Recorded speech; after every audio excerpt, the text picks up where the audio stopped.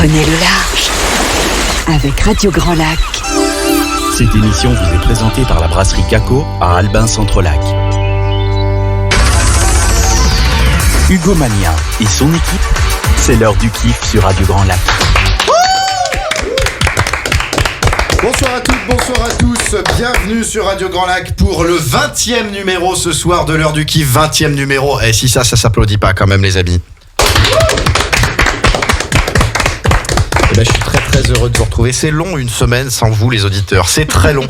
C'est beaucoup trop court en revanche quand une semaine sans voir les chroniqueurs par contre. Je vous le dis. C'est c'est mignon, tellement elle est chue, mais c'est mignon. Oui. Elle était pas là Eh bah oui, elle était pas là la semaine dernière, mais elle est de retour dans l'heure du kiff ce soir. Éline Dupraz est avec nous.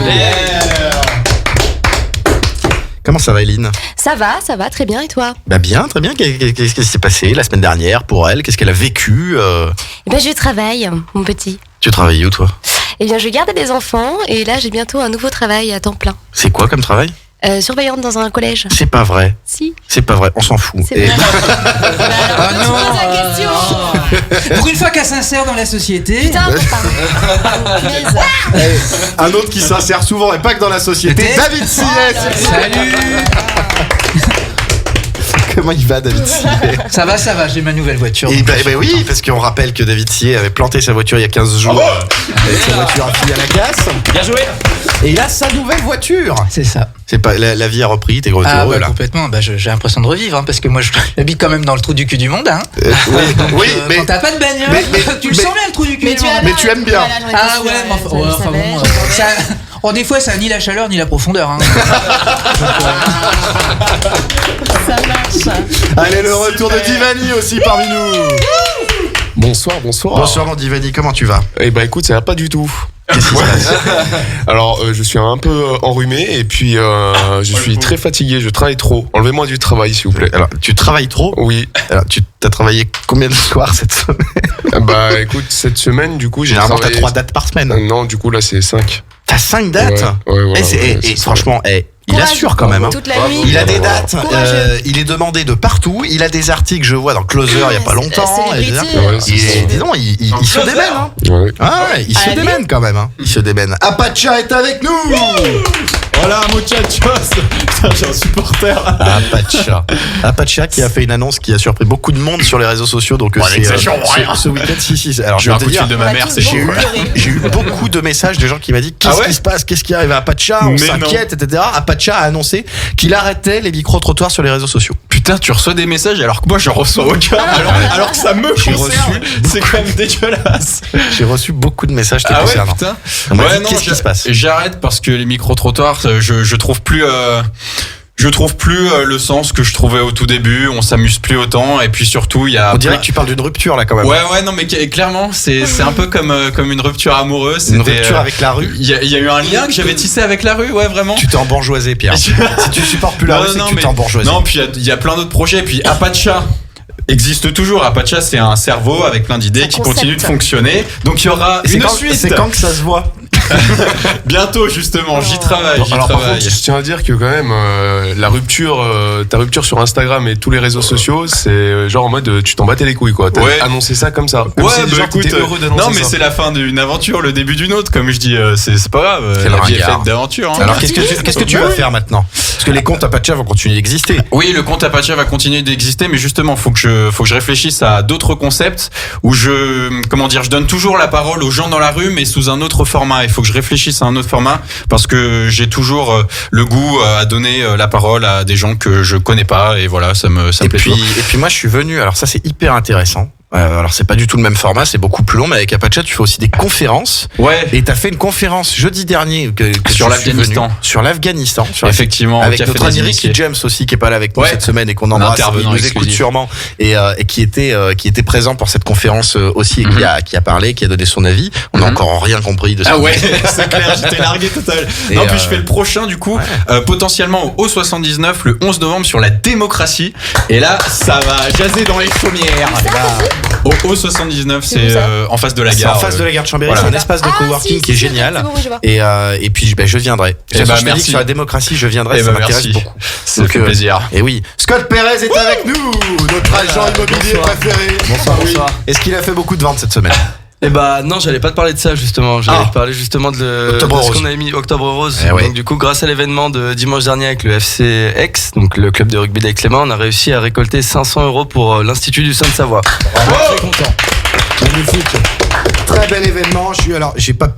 Franchement, j'ai pas pu venir parce que j'étais très occupé, mais je suis passé à un moment donné à côté en voiture, c'était sur ma route, et j'ai vu beaucoup de monde et l'ambiance avait l'air d'être bonne. Non, très bonne ambiance. J'ai fini très très bien. C'est la troisième mi-temps. On veut rugby, des précisions. Il a fini très très bien, ça veut dire. Bah, on a fait la bodega. J'ai fini je me rappelle pas de la fin de ma soirée, mais du coup, j'ai rattaqué le rugby depuis hier. Ça m'a donné envie de rechausser les crampons. Donc, Et tu as ça y est. rattaqué le rugby? J'ai rattaqué le rugby 6 ans après, ouais. Et ça, c'est Voilà. pas mal. Hein. C'est pas mal, Ça pas mal. s'applaudit quand même. Hein. Allez. Puis belle cause en plus qui a été défendue ce week-end. C'était le dernier week-end d'Octobre Rose en plus. Adam Bellet est avec nous. Adam Bellet, j'ai remarqué, depuis qu'on le vannait sans arrêt sur cette tenue, maintenant il vient en mode blédard, tu sais. La semaine prochaine, je vais en maillot de Enfin, bain. blédard de droite. Hein. Et en plus, on m'a quand même fait la remarque en Un Chambéry. blédard de droite. Wesh, le monde. C'est vrai, il a une capuche maintenant, alors qu'avant il était habillé comme s'il allait envahir la Pologne. En fait, c'est mon respect pour toi qui 10 minutes de semaine en semaine. Je le prends comme ça. Il ne sera pas là la semaine prochaine. Vous l'aurez compris. Vous l'aurez compris. Les amis, on va commencer par le tweet au vrille de la semaine. Un tweet qui a fait beaucoup parler ces dernières heures, puisque c'est seulement depuis hier soir. Un tweet publié sur le compte de la préfecture du Cher. J'ai adoré cette info. Qui a fait donc le tour des réseaux sociaux depuis hier soir. Retiré depuis, il réagit en fait à un article sur les chances de victoire de Michel Barnier à l'élection présidentielle. L'article posant la question, je cite, Michel Barnier peut-il créer la surprise à la présidentielle? Et du coup, ce tweet a été retweeté par le compte de la préfecture du Cher avec le commentaire, entre parenthèses, spoiler, non. Avec un petit smiley qui va bien avec. Une erreur individuelle évoquée par les services préfectoraux qui depuis ont supprimé le tweet. Et depuis, un poste de community manager est à pourvoir sur le site de la préfecture. Ça, c'est sûr. Un peu de sarcasme de temps en temps. Ça vous est déjà arrivé de poster un truc par erreur sur les réseaux sociaux? Parce que là, on imagine que le community manager, la personne qui s'occupe du compte, avait un autre compte Twitter et s'est trompé en faisant le tweet. Est-ce que c'est déjà arrivé à quelqu'un de faire pas forcément un tweet, mais une gaffe, une boulette? Ouais, moi ça m'est cher. pas arrivé de poster un truc, mais tu sais, j'ai une asso qui organise des événements en parallèle de tous mes petits trucs. Et à une époque, on organisait un gros truc, on avait sorti un gros événement sur Facebook qui avait déjà rameuté des participants et tout. Et je sais plus comment, mais j'avais réussi par accident à supprimer l'événement. Et ça a été la merde, on a dû le recréer et récupérer tous les participants et tout. Enfin bref, donc ouais, petite gaffe, pas non plus énorme, mais ça fait chier quand même quoi. D'autres gaffes autour de la table non, personne. Personne n'a déjà fait une belle boulette, Scott. Moi, juste par SMS, j'ai envoyé un je t'aime à mon patron quand j'étais en alternance. Et le pire, c'est qu'il a répondu moi aussi. J'ai changé d'entreprise du coup. Allez, on va se retrouver dans un instant dans l'heure du kiff sur Radio Grand Lac. Je rappelle d'ailleurs, si vous avez suivi la page Facebook de l'émission, que Geneviève de Fontenay sera notre invitée tout à l'heure et répondra donc à nos questions, évidemment, sur la polémique, sur la plainte qui a été déposée au Prud'homme contre une association, sur une association féministe contre l'élection Miss France. Geneviève de Fontenay sera avec nous dans un instant. Radio Grand Lac à Aix-les-Bains et autour du lac du Bourget. Votre radio. Votre radio. Cette émission vous est présentée par la brasserie Caco à Albin Centre-Lac. Hugo Mania et son équipe, c'est l'heure du kiff sur Radio Grand Lac. Qu'est-ce qui t'arrive? Allez, vous êtes en direct pour la deuxième partie de l'heure du kiff sur Radio... sur Radio Grand Lac. Excusez-moi, j'ai eu une image juste avant de reprendre l'antenne qui m'a perturbé. J'aimerais dire quand même que je suis particulièrement content ce soir. Ouais. Parce que ce soir, la personne qui réalise l'émission, alors Jean-Pierre Germain et Sandra Beau ne sont pas là, on les embrasse, mais voilà, on a une autre personne qui, je sais, adore l'émission puisqu'elle l'écoute toutes les semaines, parce que cette personne m'envoie beaucoup de messages après les émissions et même le reste de la semaine. C'est l'animateur emblématique de l'émission de sport de Radio Grand Lac, de Sportez-vous bien, c'est Damien Arnaud qui est avec nous à la régie. qu'on peut donner Hugo. un petit Merci, micro, s'il vous plaît à... C'est fait. Merci, c'est gentil. Comment ça va, mon Damien? Ah bah ça fait super plaisir, lors du kiff. On passe plus de 60 minutes parce que vous dépassez à chaque fois. C'est que du bonheur. Ah non, C'est une émission qui officiellement termine à 19h30. Continuez à dépasser, ça fait du bien, ça fait battre le cœur. Des fois, je suis en train de faire ma marche sportive le soir et je me marre bien. Et puis, comme tu fais un petit coucou, moi, je te dis aussi un petit coucou, Hugo, parce que le 14 octobre, on a une émission spéciale Sportez-vous bien, pour Maud et Sylvain qui avaient traversé le lac pour l'association La Chaîne de l'Espoir. Magnifique. La petite Anastasia qui a plus de 3 ans et demi qui est en train de se battre contre un cancer pédiatrique. C'est pas facile pour elle, pour ses parents. Donc, si je peux juste te dire qu'il y a une cagnotte, cagnotte Litchi, vous tapez 18 km pour Anastasia. Voilà, c'est une famille qui vit pas des moments faciles, et je pense bien à Anastasia ce soir. On pense et fort Hugo, à eux, et j'étais venu Hugo était venu pour 5 minutes, il est resté une demi-heure, c'était super sympa. On voit que tu avais aussi du cœur, pas que devant ta émission. Je vous laisse la parole parce que c'est vous que je kiffe, c'est pas moi. Et nous, on kiffe Damien Arnaud. Allez, toujours évidemment en direct avec Éline Dupraz, avec David Sillet, Divani, Apacha, Scott Perez et Adam Bellet. On passe tout de suite à l'insolite de la semaine. Alors ça, l'insolite de la semaine, j'ai adoré. Alors, on a un scoop, on me prévient juste avant, on a un scoop. Est-ce que ça vaut le coup de le dire ? Damien Arnaud qui me fait passer un petit message. Non. Il me dit scoop, Jean-Pierre Germain s'envoie en l'air. Alors pourquoi il me dit ça ? Oui, parce qu'on l'ambiance Jean-Pierre Germain, parce qu'au moment où je vous parle, il est en train de faire son baptême de l'air. Ah d'accord. C'est vraiment d'accord. C'est un petit farceur, Damien, en fait. Mais il peut aussi s'envoyer en l'air après, ou avant, ou pendant. Écoute, cela ne nous regarde pas. Mais ça nous intéresse beaucoup. Allez, l'insolite de la semaine, les appels les plus ouf que reçoit donc la gendarmerie des Côtes d'Armor dévoilés. Alors ça, j'ai trouvé ça magnifique. La gendarmerie des Côtes d'Armor a dévoilé un florilège des appels téléphoniques les plus insolites, saugrenus, voire même inconvenants. Allez, je vais vous donner quand même quelques pépites qui ont été dévoilées. Alors par exemple, la gendarmerie a eu un appel d'un particulier qui a appelé pour en demander à ce que les chiens de chasse soient tenus en laisse. Ça, c'est trop mignon. C'est vraiment. Ah, c'est pas con. Moi, je trouve que c'est pas con. J'invite la chasse. C'est bien. Un autre particulier qui a eu un accident et qui a cogné un panneau de signalisation, il a appelé la gendarmerie pour que la gendarmerie retire le panneau de signalisation en question. Ouais, alors moi j'ai eu quand j'ai pété ma bagnole, j'ai eu quand même l'agent d'assurance. J'ai dit donc je me suis mangé un rocher. Il m'a dit vous avez fait un constat. Avec le rocher. Ah ouais, d'accord. Donc c'est pas si con. Et le rocher voulait pas, j'ai eu l'impression de parler à un mur. Priorité à droite du rocher, enculé. Du dos. Un autre qui exige que l'éclairage nocturne d'une entreprise située près de son domicile soit éteint pour permettre à ses biquettes de dormir tranquille. C'est trop mignon. Bah oui, les biquettes en fait. Bah ouais, non mais les biquettes. Moi mon village à minuit c'est éteint, il y a plus de lumière. C'est vrai, c'est à 22h à Saint-Alban. Mais parce que vous avez pas l'électricité là-bas dans ton village. Ah bah oui. On va revenir la Russie. J'habite à Belay. Ça peut être bien d'éteindre un peu plus tôt pour les économies d'énergie. C'est vrai. Moi, je trouve ça bien. Oui, c'est une bonne intervention. Le peu café va pas. Alors, on a aussi comme intervention, comme appel téléphonique à la gendarmerie, une femme qui signale la présence d'un lion sur la nationale 12 en plein jour. C'est quand même, c'est surprenant aussi. Et enfin, les gendarmes qui ont été sollicités pour une course-poursuite dans un EHPAD. Le personnel constatant qu'un résident était en train de s'enfuir et ne voulant pas lui courir après, souhaite que les gendarmes interviennent. D'accord. Allez, allons-y. Ah oui, allons-y alors. Il était en déambulateur ou pas, monsieur? Honnêtement, j'ai trouvé ça pas mal, franchement. Non, mais c'est bah, ouf les appels. Est-ce que vous avez déjà appelé alors moi, je vais vous dire, ça m'est arrivé il y a pas longtemps d'appeler la police municipale. Pour un truc pour rien en fait. Non. Je vous explique. J'étais à Chambéry. J'étais en train de marcher dans la rue. J'allais rentrer ma voiture et je passe devant la permanence parlementaire du député Patrick Mignola. Et là, je vous jure que c'est vrai, c'était il y a à peine 2 mois, je vois un serpent par terre, sur le trottoir, mais le serpent qui bougeait plus. Donc, ce moment, je me suis dit, il est mort, et vu que c'était devant la permanence de Patrick Munet, je me suis dit, c'est peut-être encore des manifestants qui font une petite provoque, qui mettent un truc comme ça. Mais il bougeait pas, mais j'étais pas sûr qu'il était mort. Et moi qui ai une phobie des serpents, et les gens, pareil, ils étaient un peu comme moi, ils s'en approchaient pas, ils faisaient le tour, tout ça, on s'est dit, on va pas le laisser comme ça. Et t'es gros? J'ai appelé. Il a une pote C'est un taille. boa, quoi. Non, plus petit quand même, mais voilà. Donc on a appelé la police municipale pour leur dire il y a un serpent devant la permanence de Patrick Munet. Ils sont arrivés. Le gars, il a sorti sa baguette télescopique là, voilà. En 1 seconde, il a montré que le serpent était tout simplement en plastique. Ah oui, d'accord. Et on les a fait venir pour rien. C'est bien. Ah oui. Est-ce que vous avez déjà eu à appeler la police pour un truc un peu con? Non, mais moi je sais qu'on m'a déjà dénoncé aux flics. Oui, c'était moi. Ah oui. Il était dans la pièce et c'est Apacha qui m'a carrément, juste après l'émission, un mercredi soir, qui a carrément appelé les flics. Mais pourquoi? Et qui m'a dénoncé, honteusement. Qu'est-ce que c'est que ça? Je laisse le micro à Apacha. Je vais intervenir. Non, parce que moi, il faut savoir que je suis sur le réseau d'autopartage Cities, donc j'ai des voitures en autopartage. Échangiste. Voilà, qui est un truc foncièrement échangiste. Et alors, chaque Cities a sa place attitrée. Et alors, tu peux pas savoir la fureur quand tu retournes à ta place et qu'il y a un salopard qui s'est garé à ta place. Bon.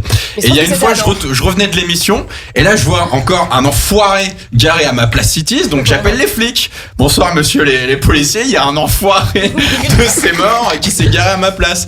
Donc, ils me disent, vous voulez que j'intervienne? Oui, bien sûr. Sachant qu'on devait manger au resto tous les deux. Donc, je crois que chacun a payé sa part, là. Hein. Donc, j'attends qu'ils arrivent. En attendant, je fais un petit tour de rue.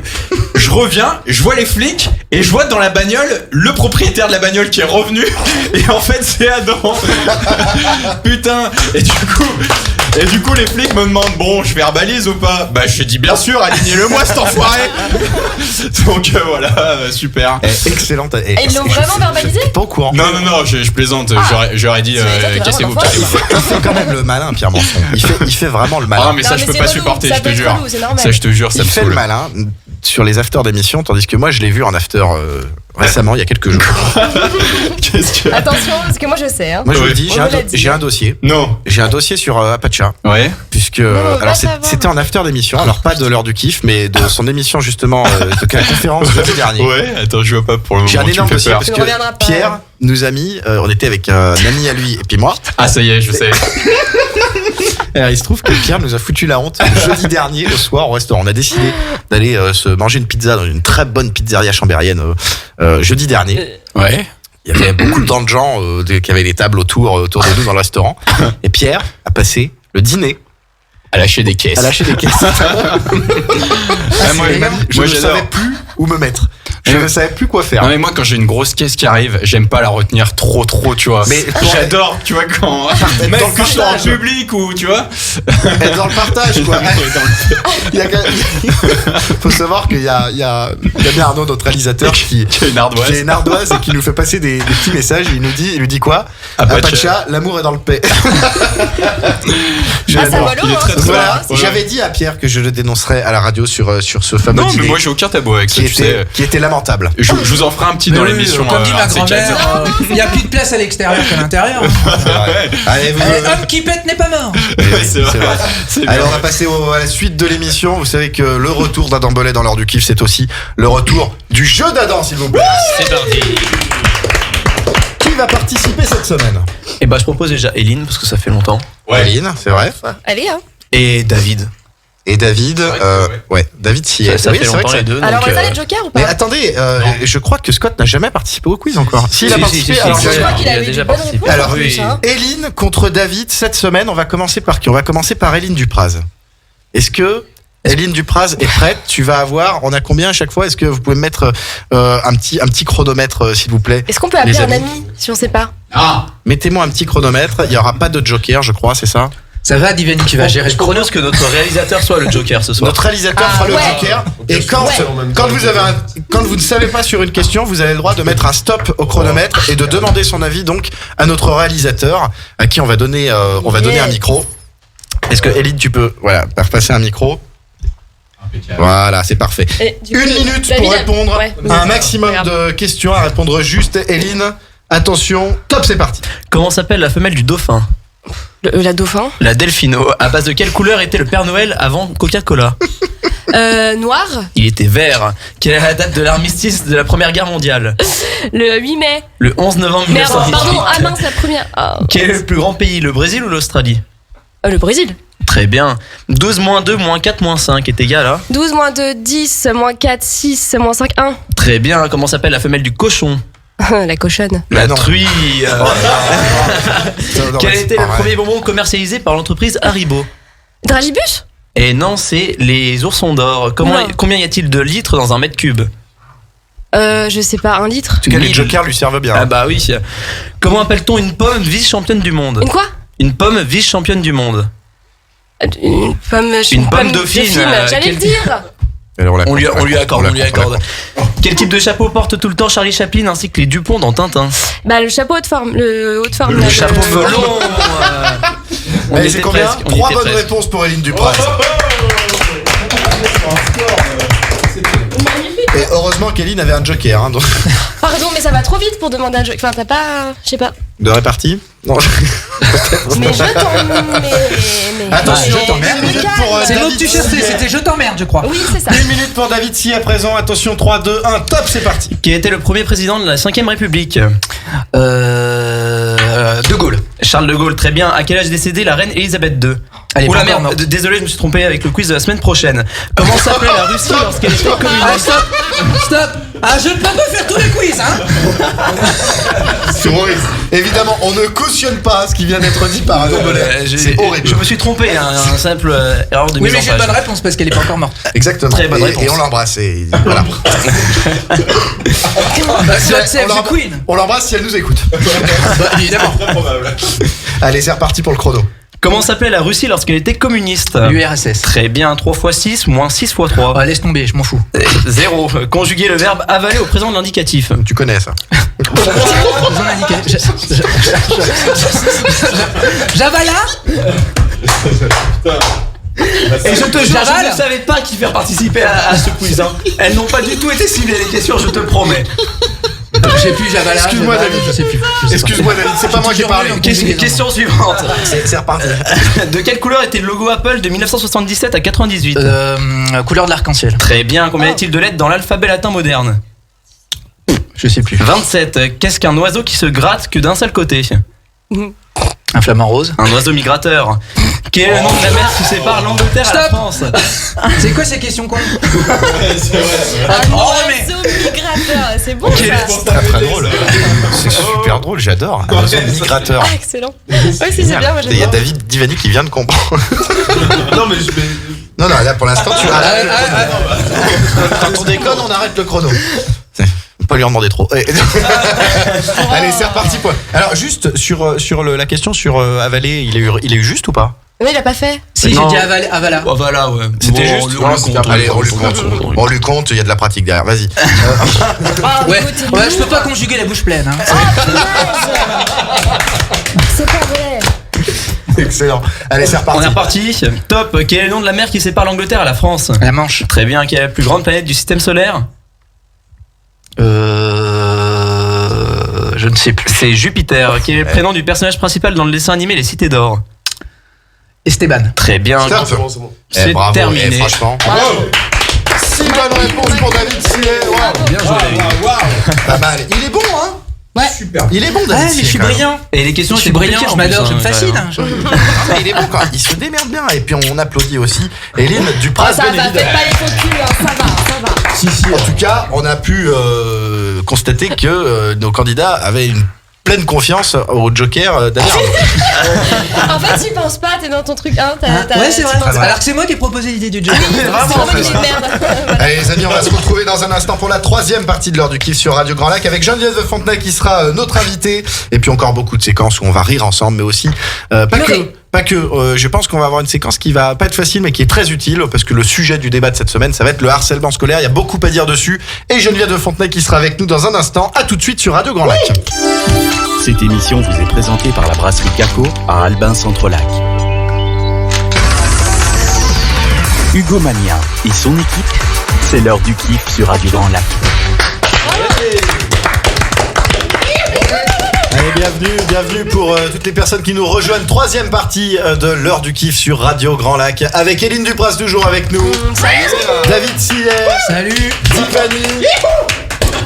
Apacha, Scott Perez et Adam Belay et notre Damien Arnaud à la réalisation. Oh oui. Dans un instant, Geneviève de Fontenay sera avec nous en direct sera avec nous parce qu'il y a un T à sera évidemment. Là, ça sera mal réel. Sera avec nous.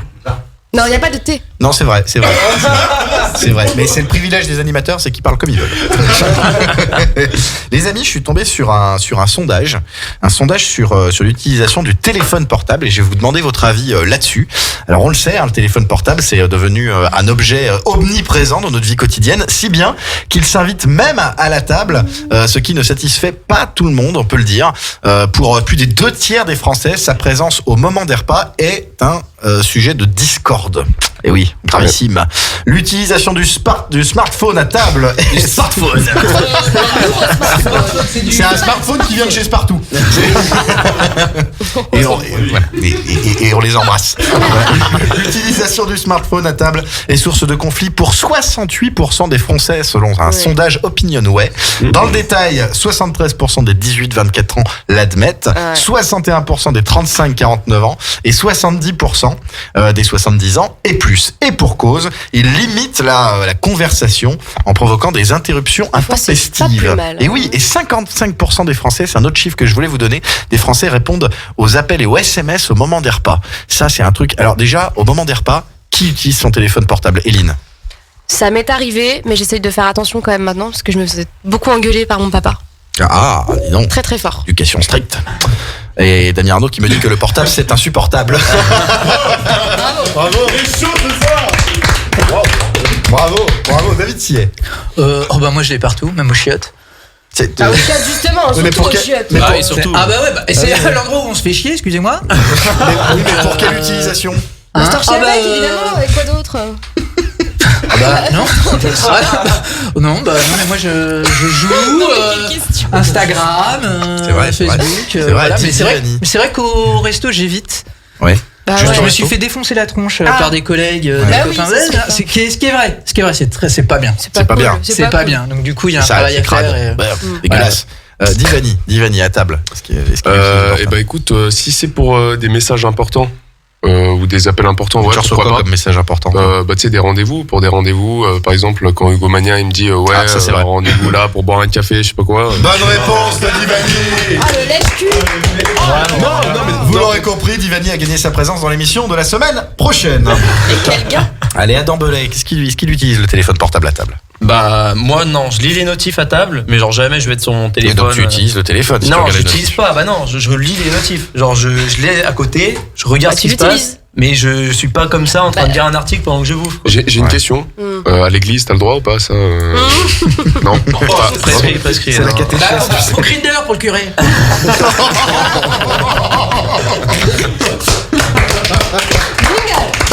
C'est pas vrai. Scott Perez, est-ce qu'il regarde son téléphone à table? Eh oui. C'est vrai. Oui, je suis obligé. Accro au téléphone? Ouais, c'est le prolongement de ma. Mon bras. Non, pardon. Non, mais oui, obligé. Même c'est pas bien. C'est vrai qu'on a Regarde son téléphone. Attends, je le sors. C'est censé couler de source. J'ai un iPhone plus max. Je le mets tout en mode vibreur, bien sûr. J'ai une tablette. il dit C'est un bon. Ouais, qu'est-ce qu'il y a là? Bah oui, moi j'utilise tout le temps. Enfin, quand je, il y a juste avec mes parents, on est en train de le perdre l'animateur. Est-ce qu'on peut avoir une phrase complète? S'il vous plaît. Non mais il me perturbe. Non, quand je suis avec mes parents, je l'utilise pas du tout parce que je sais que ça les offusque. Mais par contre, quand je suis avec des potes ou quoi, bon, vous dites si je vous emmerde, clairement. Absolument. Ouais. Bon, on va parler de quoi? Non, par contre, je me demande s'il y en a qui l'utilisent pendant le coït. Ça, ce serait intéressant, non? Ouais, pour le truc pour compter les pieds. Ça fait partie. Le nombre de pieds. Ça fait partie de la question que je vais vous poser. J'ai fait 8 km sur ma femme. Ça fait partie de la question que je vais vous poser maintenant. Quels sont pour vous? Je vais pas m'en remettre. Quels sont pour vous, voilà, les moments ou les lieux auxquels vous interdisez l'utilisation de votre téléphone portable? Eline? La voiture. Ah, ça c'est bien. Ah bah oui, Parce mais que en vrai, franchement, je l'ai fait une fois. C'est important. Je dévie en 5 secondes, mais genre, c'est trop dangereux. Quoi. Ouais, mais alors ça, non, on se fait j'essaye tous piéger vraiment par ça. d'éviter. Honnêtement, Vraiment. j'arrête de le faire maintenant. C'est trop dangereux. Alors, Objection, je suis venu avec toi, t'as failli te prendre un poteau. oui, c'est vrai. Non, mais on le fait Et tous. c'est vrai que je me suis fait Faut 2-3 faire frayeurs gaffe, quoi, à des putain. moments parfois, et il ne faut pas le faire, ça évidemment. Ne conduisez pas David, au téléphone. il y a des Ouais, moments en bagnole, j'ai Ouais. vraiment. J'ai déjà fait, et effectivement, c'est. Trop Il y a dangereux. qu'en bagnole où tu t'interdis comme moment ou comme lieu pour interdire En dormant. Voilà. Voilà, mais sinon, non, je m'interdis rien en fait. Moi, D'accord. je n'ai pas de limite. D'accord, c'est vrai, Divani. Alors moi, non, je m'interdis jamais le téléphone. À aucun moment. À aucun moment, gros. Et même quand tu es avec quelqu'un. Ah bah justement, c'est là où je l'utilise le plus souvent, tu vois. Mais il filme. Ouais. Tu filmes. Tu crois qu'on est rémunéré comment ici? Il est pas qu'artiste, il est aussi producteur. Non, mais sérieusement, tu l'utilises, enfin tu regardes ton téléphone pendant. Non mais ouais, de temps en temps. Putain, quoi. la nana elle doit se sentir très très très respectée. C'est lamentable. C'est lamentable. Pardon, je Oui, je- voilà, dit-il. Dit-il. Ouais, c'est ouf. Le mec, il est en lamentable. plein acte. 2-0 pour Chelsea, putain, énorme. Apache. Est-ce que Apache utilise le portable Pendant le Covid. Non, ça m'est jamais arrivé, perso. Donc c'est un endroit où tu t'interdis, enfin un moment où tu t'interdis. C'est pas que je me l'interdis, mais j'y ai jamais pensé. Mais peut-être que si l'occasion se présente C'est un ou que j'ai endroit des trucs où, en importants, c'est un endroit. J'ai vraiment. Putain, ouais. Est-ce que ça m'arrive de lancer? Non, vas-y, je vais. Scott Perez. Bon, je sens qu'il y a un dossier qui va arriver là. Non, mais on parlait des toilettes. Mais autant en position assis, je le fais. Autant une fois, j'ai essayé de regarder une vidéo pendant que je pissais, j'en ai mis de partout. Donc maintenant, Alors moi j'ai fait ça, j'ai fait tomber le téléphone dans les chiottes. Ah oui, j'ai pissé dessus. Alors le riz, ça assèche le téléphone. Oui, mais enfin au moins ça enlève l'eau. c'est le Bon là par contre, mais ne ça refaites n'enlève pas pas cuire le riz. Pas tous en même temps les amis. Ça n'enlève pas l'odeur par contre, c'est ça? Non, bah faut pas Attends, manger le riz. est-ce qu'il y a un moment ou un lieu où tu t'interdis l'utilisation du téléphone? Ouais, mon boulot, moi. Mais t'as pas de boulot. Si, contrairement à toi, justement. L'insolence des enfants de 4 J'ai ans. choisi une autre vie, j'ai décidé d'être animateur, voyez-vous. Alors est-ce qu'il y a un lieu au boulot où, parce que t'as plusieurs boulots en plus? Ouais, bah ouais, non, mais même dans tous mes boulots, c'est le téléphone, je l'enlève quoi. C'est pour ça que j'arrive jamais à l'avoir au téléphone. Non, C'est vrai, terrible. vraiment. Ah, c'est ça. Pendant Non, les mais vraiment. pauses et tout. Alors moi tu je vas me dis. Bah, si, pendant les pauses, mais sinon quand je suis Alors au moi je boulot, me dis, et c'est pas bien, et je reconnais que c'est pas bien, mais moi je suis complètement accro, je mange avec mon téléphone. Constamment. Je dors avec mon téléphone, c'est-à-dire mon téléphone est dans mon lit, et vous savez, moi je dors 4 heures, je me couche à 2 heures du matin, je me lève à 6 heures, et je dors par bribes d'1 heure. C'est pour ça. Et je me réveille toutes les heures pour voir sur Twitter un peu l'actu, etc. Donc je suis complètement accro, et c'est vrai que c'est très rare quand je m'interdis le téléphone portable, et je l'ai même dans la main en On est permanence, accro. jamais dans ma poche, j'ai toujours dans ma main le téléphone. On est accro, on est quand même ça, bien c'est vrai. tous accros à ces trucs-là. C'est vrai, c'est terrible, c'est terrible. Les amis, on va passer donc à la phrase actu de la semaine. La phrase actu de la semaine, vous connaissez le principe, je vous donne une phrase, vous devez trouver le contexte de cette phrase et qui l'a prononcée. La phrase de la semaine, c'est « Avez-vous reçu ma petite culotte ?» Ah, c'est moi. Non, je rigole. Alors ça devrait être Adam, non? Non, ce n'est pas Adam. Est-ce que c'est Est-ce que tu as une question peut-être? Le pape. Non, c'était pas le Ah bon. C'est quelqu'un J'ai de reçu ma petite calotte. c'est quelqu'un de politique ou pas? Non, alors, c'est une question qui a été prononcée, qui a été dite pour un politique, à un politique, mais ce n'est pas une politique qui l'a prononcée. Je vous viens de vous donner un indice parce que c'est une femme qui a prononcé cette phrase. Étonnant, tiens. Petite culotte. Alors, est-ce que vous avez une question, Scott? de quelle couleur était la culotte? Alors, je crois, alors je l'ai pas noté dans mes fiches, mais je crois qu'elle était rouge. Pourquoi tu me regardes Elle était peut-être blanche avant.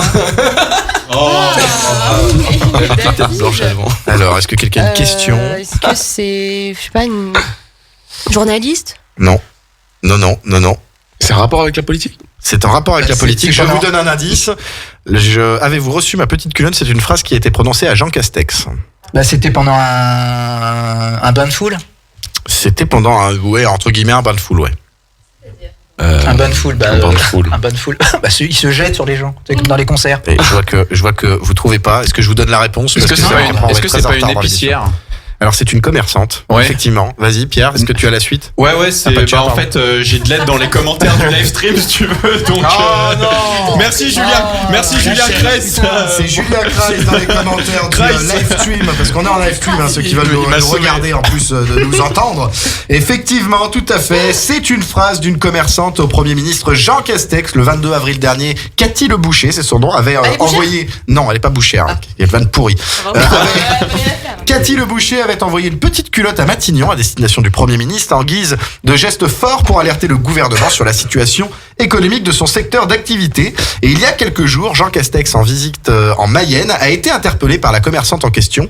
Je cite: bonjour monsieur le Premier ministre, avez-vous reçu ma petite culotte? Jean Castex a réagi avec humour et a indiqué d'ailleurs que la culotte avait été offerte à une association comme cela avait été demandé par la commerçante lors de son envoi initial. Moi je trouve que franchement, comme façon d'interpeller le Premier ministre, moi je trouve ça marrant. Oui, je trouve ça génial. Surtout envoyer une culotte à Castex. Mais au moins on s'en souvient. Ça marque, ça buzz. Et je trouve que c'est Castex. Cache-sexe.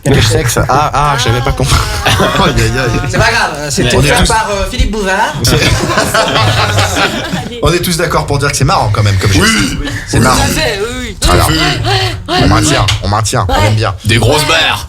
Des grosses barouses. Faites un plan ce soir. Allez les amis, on va se retrouver dans un instant dans l'heure du kiff sur Radio Grand Lac, juste après la pause. Là, dans 3 minutes, Geneviève de Fontenay se rate avec nous dans l'heure du kiff. Non, elle se rate pas. Elle se rate pas. Elle se rate. Elle sera avec nous juste après la pause. À tout de suite sur Radio Grand Lac.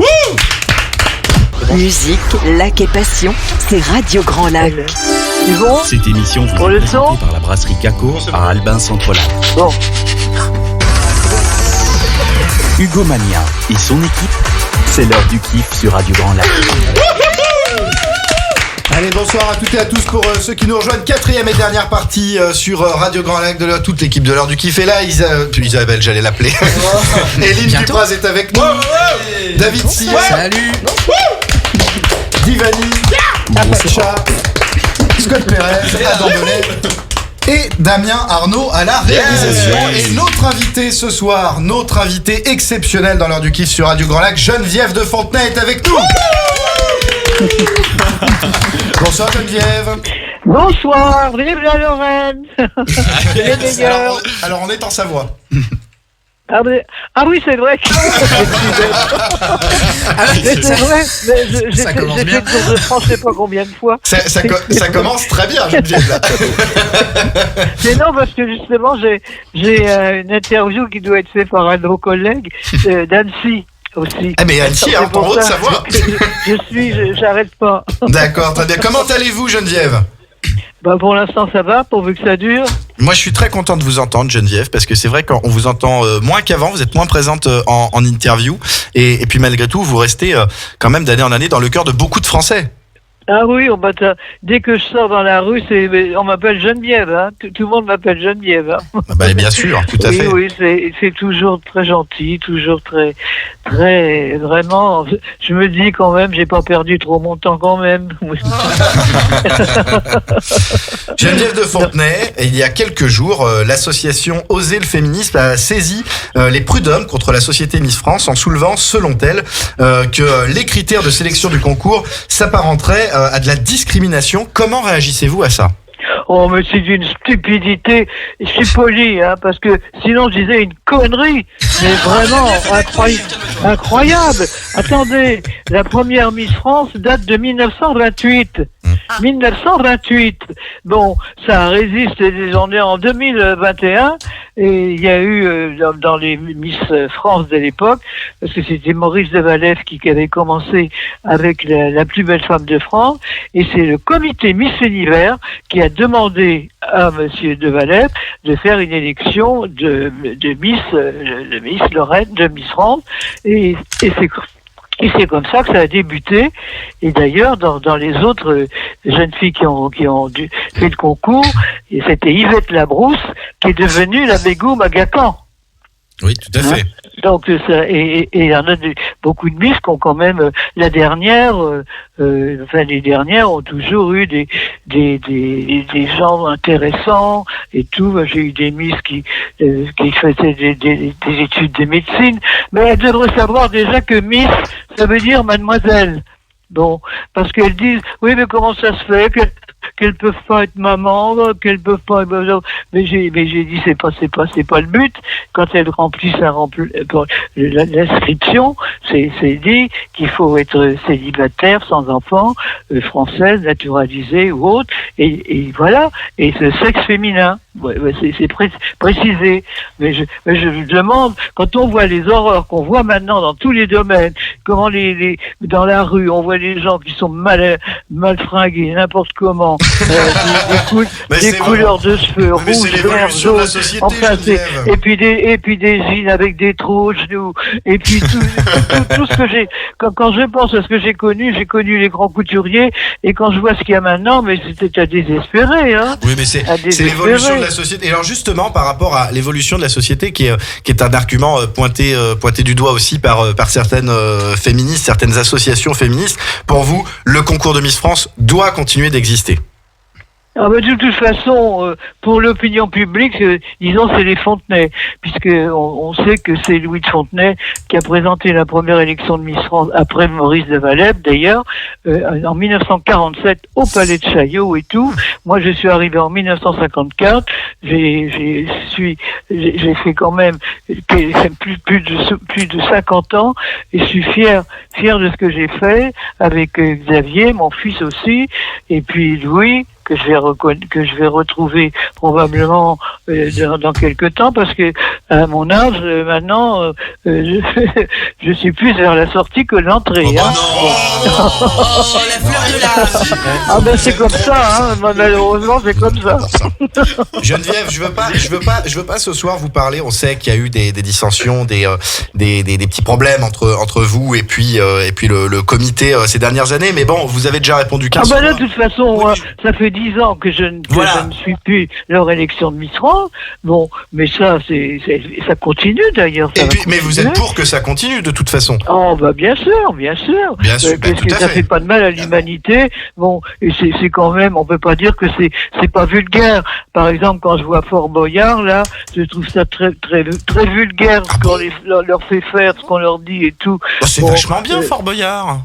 Oh non, bah attendez, il y a la dernière Miss France qu'ils ont élue, et ils voulaient la faire sauter, je sais pas comment, elle a pas voulu. Sur la boule. Elle était tétanisée, elle avait peur. Après, il y a un type qui leur fait manger des saletés. Après, et on les fait, non, c'est. Mais c'est du show, c'est moi, du ça m'est égal. Ça plaît aux enfants. Mais ça m'est égal. On peut, si ça plaît. Mais je ne veux pas qu'on voit l'écharpe Miss France, parce que c'est pas vraiment quelque chose de valorisant. On veut pas dire, hein. Mais souvent, en plus, les Miss, quand il y a une Miss qui vient à Fort Boyard, ou souvent les anciennes Miss aussi, c'est souvent pour soutenir en plus une association, etc. C'est avec un but très louable en plus derrière. Bien entendu, mais vous vous rendez compte que ça date de 1928 et tout ce que ça a fait, si ça avait été si moche que ça comme elle dit, il y a longtemps que ce serait fini. Mais alors justement, Geneviève, parce que comme je vous ai dit, on va pas revenir sur les dissensions. Vous avez déjà donné votre avis de nombreuses fois aussi sur les rapports compliqués que vous avez avec la société Miss France aujourd'hui. Mais je veux pas vous parler de ça justement. Ah non, mais je suis en bon terme. Non, je suis en bon terme avec la société Miss France. Ah bah c'est très bien. Il n'y a aucun problème. Ah bah ça c'est très bien. Mais alors justement, moi la question que je veux vous poser, c'est parce que vous êtes resté très longtemps à la tête de Miss France, quel est votre plus beau souvenir en tant qu'ancienne présidente du comité Miss France? Quel est le plus beau souvenir que vous avez en tête? Oh, comment voulez que je vous dise ça? Comme je viens de vous dire, 60 ans de vie, j'ai toutes sortes dans ma vie, j'ai eu des deuils, j'ai eu des malheurs, j'ai eu des choses bien, j'ai eu des tas de choses, je peux rien vous dire, comment voulez que je dise ça? C'est trop compliqué, mais de toute façon, j'ai une vie que j'ai trouvé sympathique. Moi, j'aime les gens. J'aime les gens et j'aime les rencontrer. Et tout le monde me demande toujours à chaque fois pour faire une photo. Ah oui, Sauf je les gens mal refuse habillés, jamais de photos, quelle que soit la demande. Et par exemple, l'autre jour, je sortais d'un TGV, elles étaient prêtes, les femmes, à monter pour faire le ménage avec leur balai et tout. Oh, Geneviève, tellement on voudrait faire une photo avec vous. Mais oui, mais on va la faire, la photo. Ah, que vous aimez Et le après, public. il y a après une qui me dit, vous êtes la seule personne à qui on ose demander ça. On ose demander ça. Vous vous rendez compte? Alors, ou trois clochards aussi qui m'appelaient dans la gare de Lyon. Heureusement, ils étaient pas par terre avec la bouteille dans la figure, mais ils étaient là, ils parlaient, et ils disaient, on voudrait faire une photo. Je dis oui, mais il faut pas que je C'est Clodo en Gucci. Alors on a fait la photo, ils étaient contents. J'ai dit, comme ça, vous aurez des sous et vous serez contents comme ça. Voilà. Très bien. Il m'a dit, vous êtes la seule à avoir dit oui, parce qu'ils en voyaient passer des gens dans la gare. Et ben, il me dit, vous êtes la seule à avoir accepté. Et moi, j'aime ça, c'est ma vie, c'est quelque chose qui va être une séparation que j'angoisse. Très bien. Un mot sur l'actualité, Geneviève de Fontenay. Vous avez souvent d'ailleurs donné votre avis sur l'actualité et même sur la politique. Que pensez-vous de ce qui se passe en ce moment sur cette période de pré-campagne, on va dire, pour les présidentielles? Pour les présidentielles? Oui, tout à fait. Bah, ça, je me demande pour moi, si Macron est réélu, ça va être une catastrophe. Ah. Ça va être une catastrophe parce que parce que pour l'instant, vous savez, de l'argent il y en a, hein. Mais je crois les milliardaires, il y en a plus que jamais. Ils sont là dans les paradis fiscaux. On leur dit rien. C'est incroyable. Mais le grand là de Bercy, qu'est-ce qu'il fait quand on voit les journalistes de TF1, il va mettre son chèque au Luxembourg pour pas payer d'impôts. Et les fouteux là qui ont les neurones dans les pieds et qui sont en Arabie Saoudite et qui payent pas d'impôts non plus. Mais moi je suis énervé quand je vois tout ça parce que je dis mais où on va arriver, parce que par contre la misère arrive. La misère arrive, et quand on voit des jeunes qui sont là-bas à Calais, qui dorment dans la rue, ils n'ont rien à manger, rien, on leur donne rien. Je sais pas pourquoi la mère a terminé. Même s'il y en a un qui trouve un petit bout de tissu ou quoi que ce soit pour s'abriter, on vient lui enlever. Mais qu'est-ce que c'est que cette fraude? Mais où on va? Mais ça va être terrible, terrible. Tout ça, vous le dites à Emmanuel Macron, parce que je crois savoir que vous échangez des SMS avec lui de temps en temps.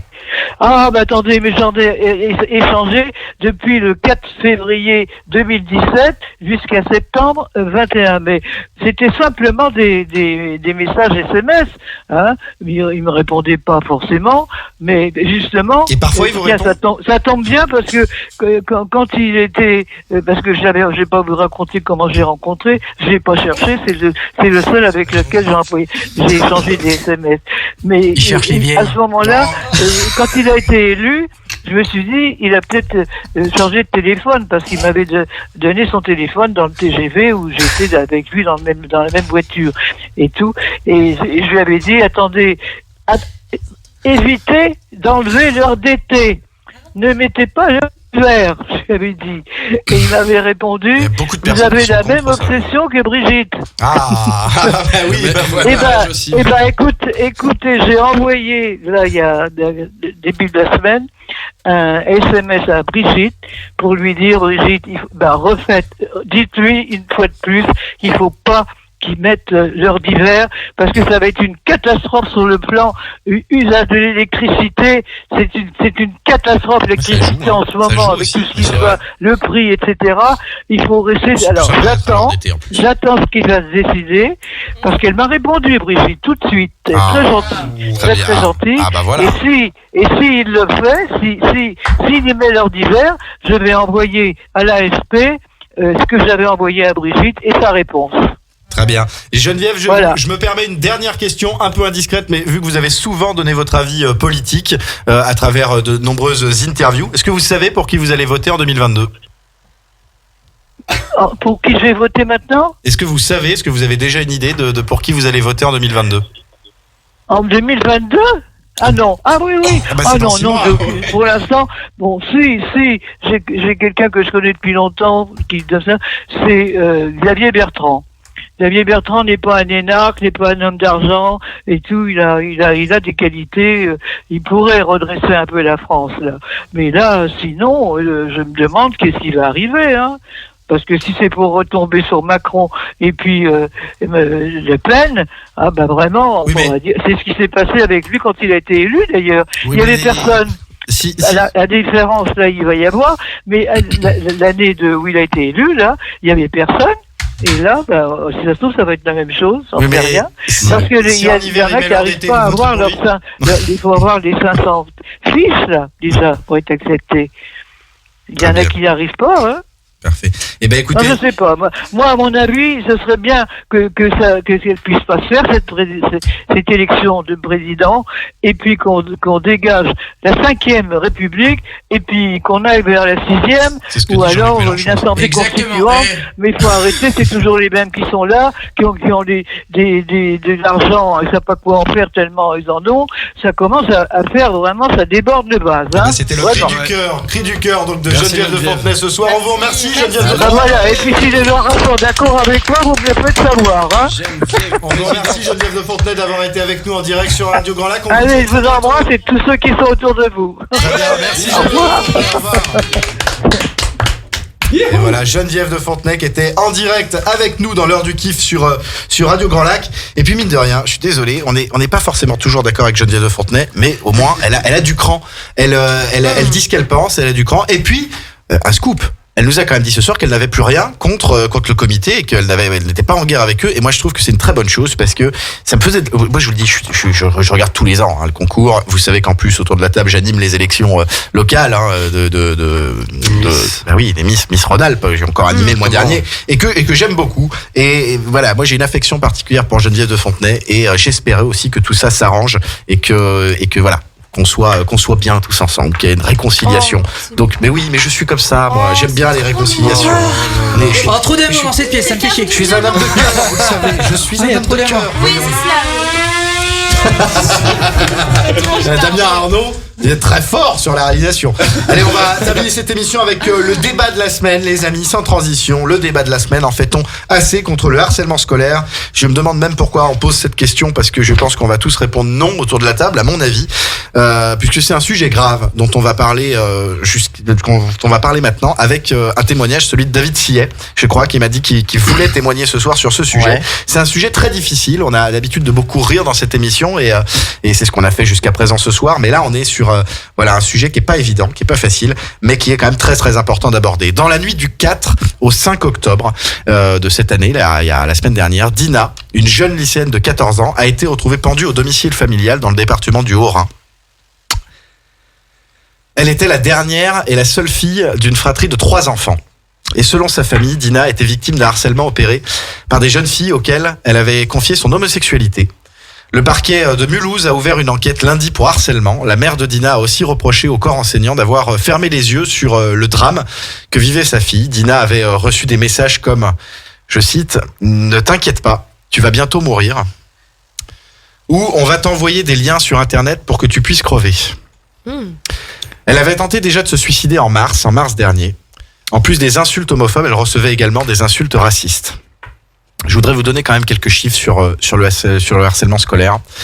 700 élèves seraient victimes d'harcèlement scolaire en France. 700 000, toutes catégories sociales confondues. 700 000 élèves. La perception d'une différence chez l'autre et la stigmatisation de certaines caractéristiques servent souvent de prétexte pour les élèves intimidateurs, persécuteurs, moi je dirais même. Ouais. L'appartenance physique, l'orientation sexuelle, le handicap, l'appartenance à un groupe social ou culturel, etc., etc., etc.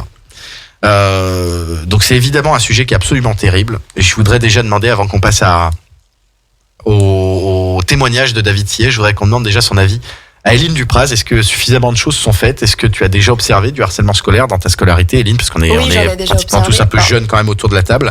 Et on a observé ça il n'y a pas si longtemps que ça, nous, de notre côté. Ouais, j'en ai déjà observé. J'en ai pas vécu, j'en ai déjà observé. Je pense qu'on peut toujours faire plus.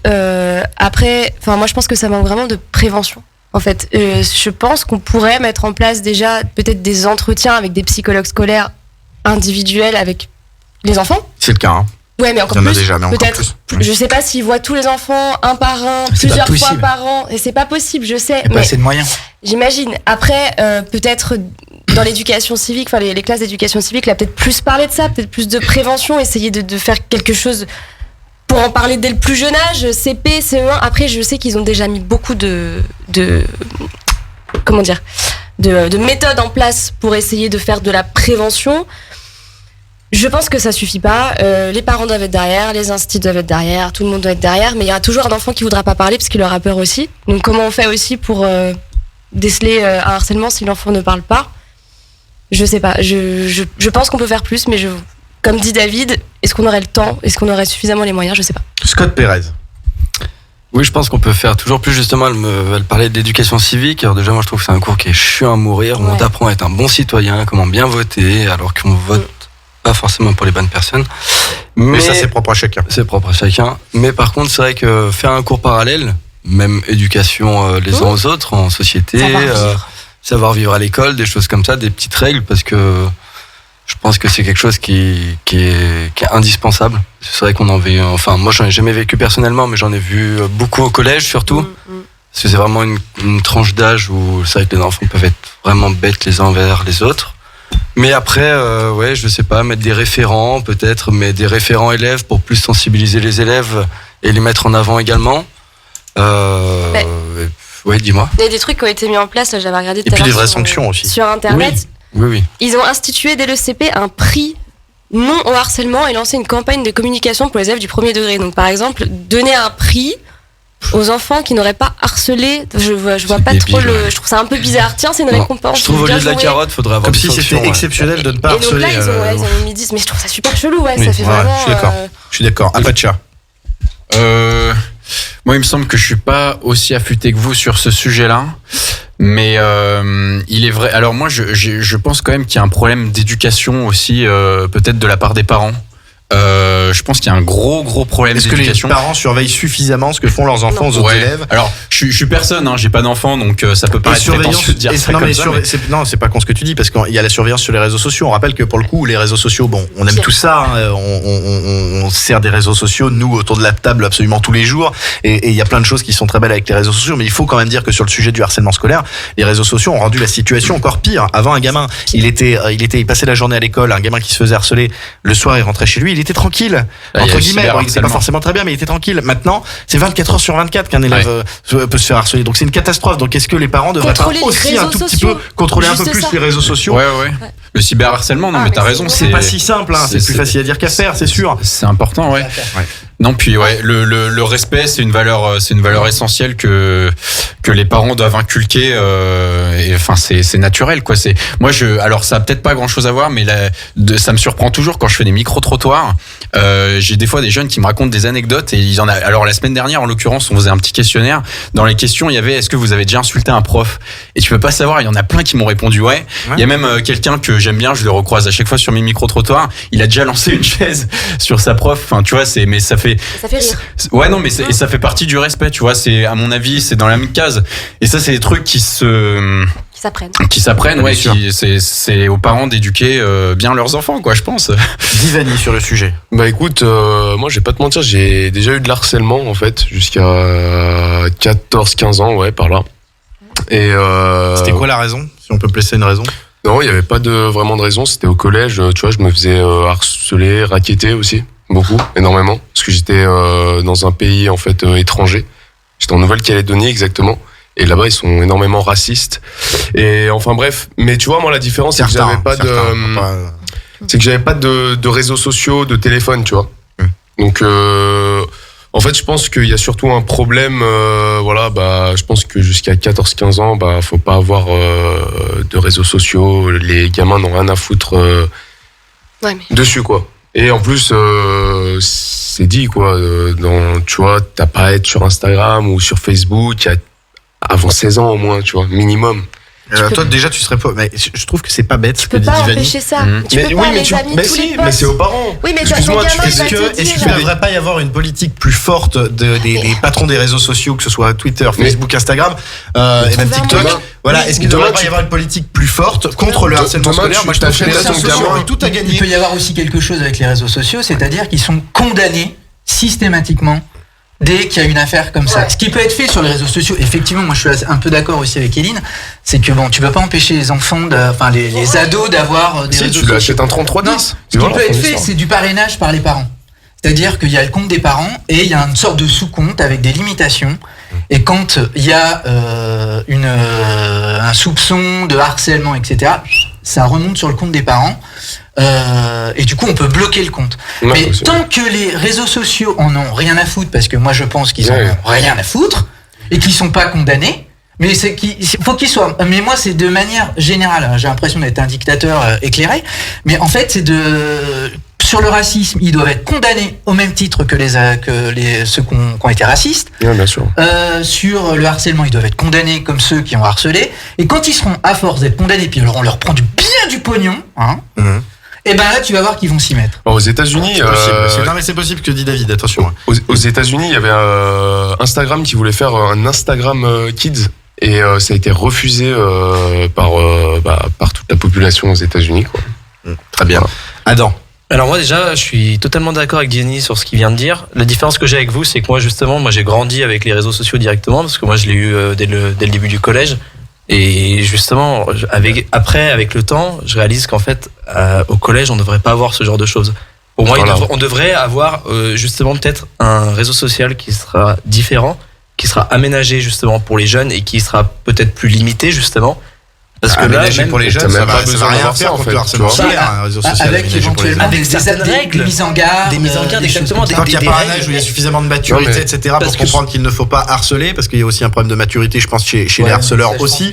Enfin, on peut pas mettre que ça sur le compte de l'immaturité, bien sûr, mais tout ce que vous dites est très intéressant. Mais même sans parler forcément de harcèlement ou de quoi que ce soit, genre maintenant, quand j'en discute avec tous mes potes, tout ce qu'on avait sur les réseaux sociaux au collège, on a tout supprimé parce qu'en fait avec le recul on se rend compte mais qu'est-ce qu'on était con et de mettre ça sur un truc qui est. Quand tu dis qu'est-ce qu'on était con, t'as déjà assisté à du harcèlement? Mais pas forcément au niveau du harcèlement, mais ce qu'on postait, ce qu'on disait. Ouais, mais voilà, mais pourquoi du coup avoir un réseau social alors qu'au final tu prends le numéro de téléphone de quelqu'un, ça revient exactement au même. Tu vois ce que je veux dire?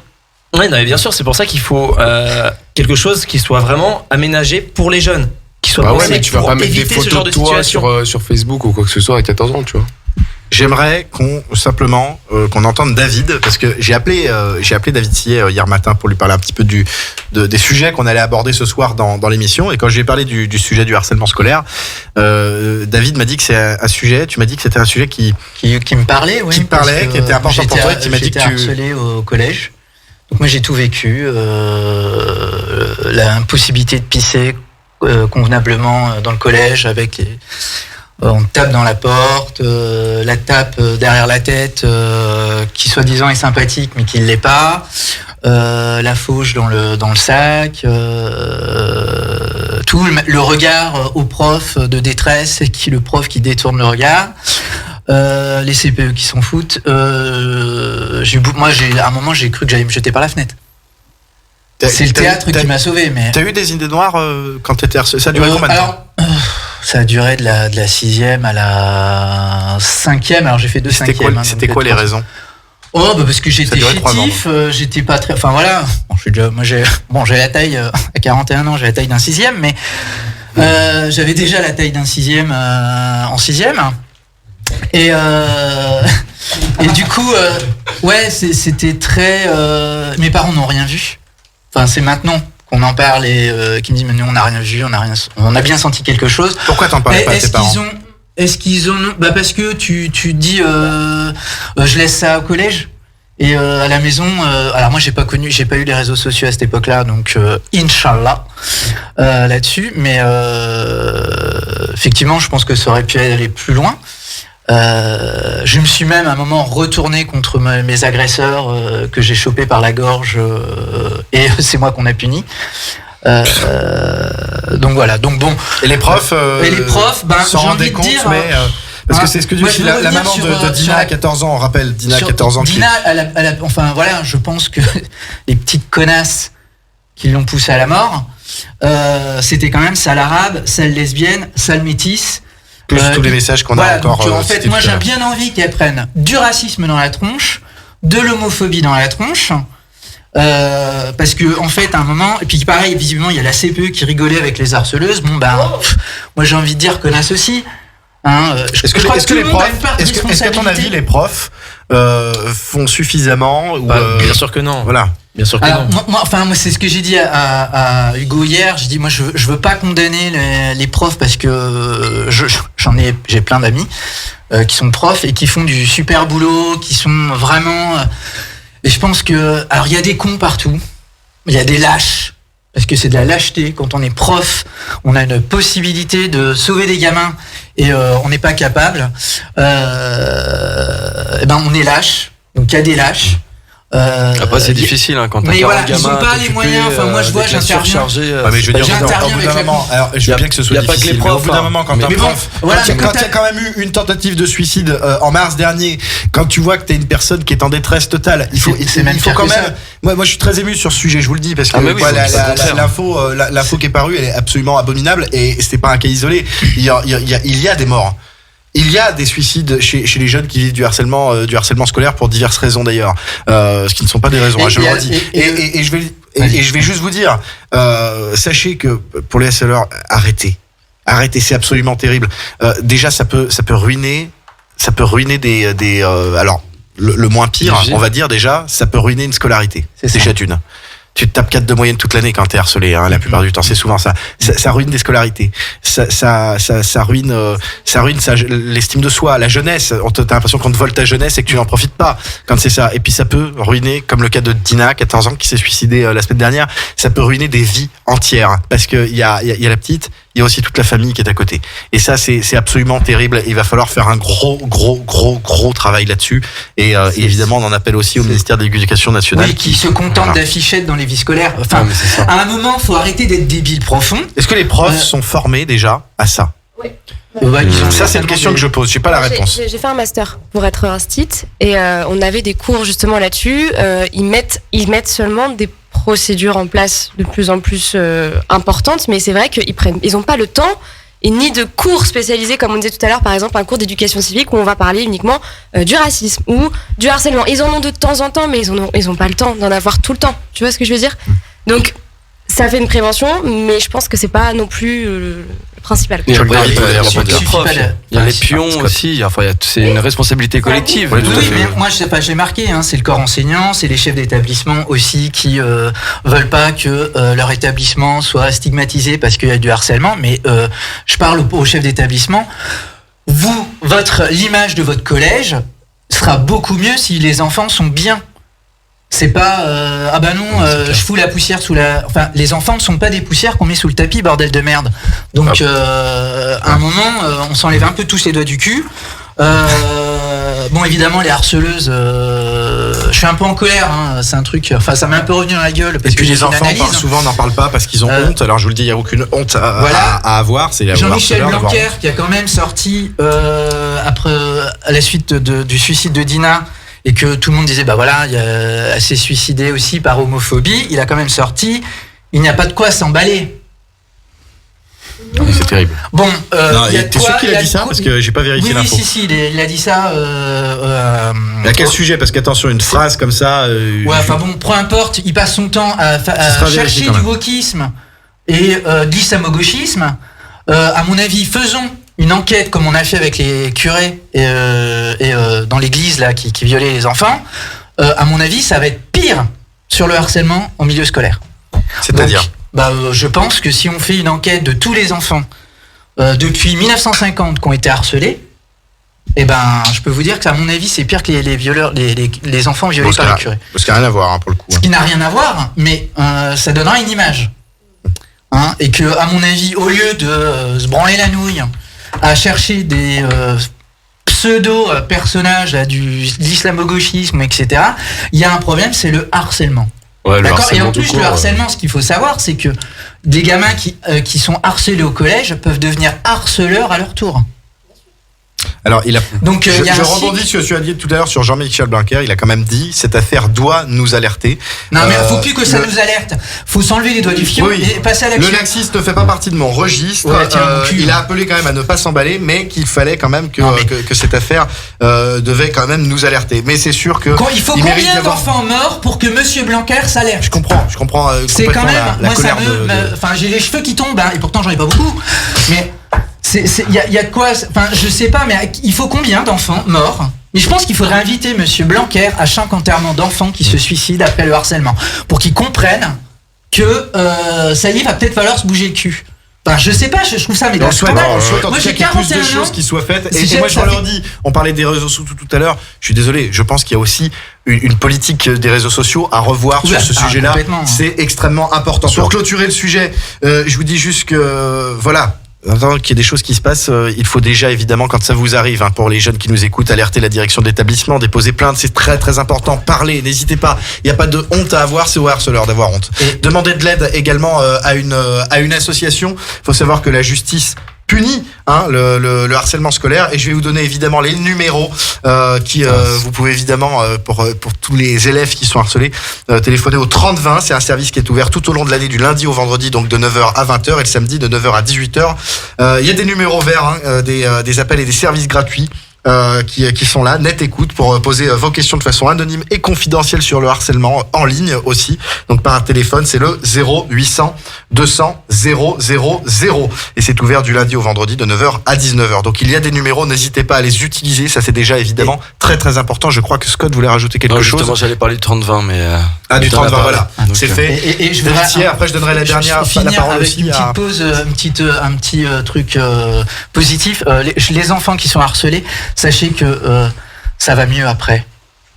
Voilà, soyez courageux. C'est un message d'espoir qui est très important, parce que David Thier aujourd'hui, David Thier, il a 41 ans, il fait un métier qu'il aime, il est marié, je crois même qu'il va bientôt adopter un enfant, tout à fait, et c'est possible de s'en sortir évidemment et d'être heureux après. Donc il y a ce message d'espoir, parlez, et n'hésitez pas. Espoir, rien n'est perdu. C'est extrêmement important. Je donne la parole à mon Damien Arnaud qui réalise l'émission ce soir, qui voudrait prendre la parole. Vas-y Damien. Mais écoutez, vous êtes 7 jeunes, là, vous avez des beaux discours, parce que le sujet, comme il le dit, c'est très grave, et on a l'impression qu'en haut, ils s'en rendent pas tellement compte. La vie d'un enfant, quel que soit l'âge, ça compte. Donc moi, j'ai un petit message pour vos auditrices, vos auditeurs, vos internautes qui vous écoutent, parce que l'heure du kiff est pas mal suivi pour les parents. Donc les parents, parce que nous, on l'a vécu à la maison. Je salue ma Timoun, je salue mon Raphaël, je salue ma Hayden, je salue ma Perrine. On l'a vécu à la maison. Moi, passer du temps avec vos enfants, passer le repas du soir, le week-end, discuter, échanger. Après, croyez-les. Il faut les croire déjà. Les parents doivent les croire. On l'a vécu à la maison, c'est ce qui nous a peut-être sauvés, nous. On n'a pas eu ce drame jusqu'à la fin. Tant mieux. Croyez-les, et puis apportez de l'amour. Et puis derrière, il faut lancer la grosse machine, il faut aller voir les CPE, il faut les embêter.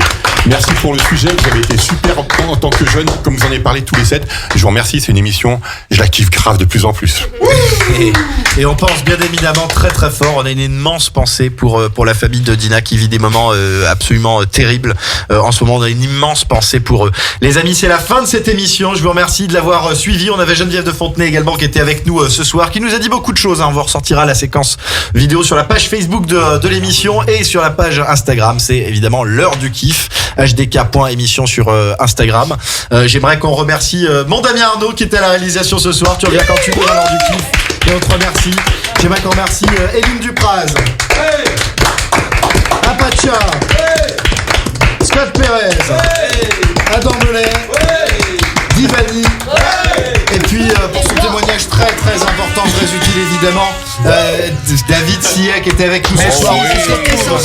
La semaine prochaine, mercredi prochain, de 18h30 à 19h30 pour un nouveau numéro de l'heure du kiff avec de nouveaux invités. Merci à tous, très bonne soirée sur Radio Grand Lac.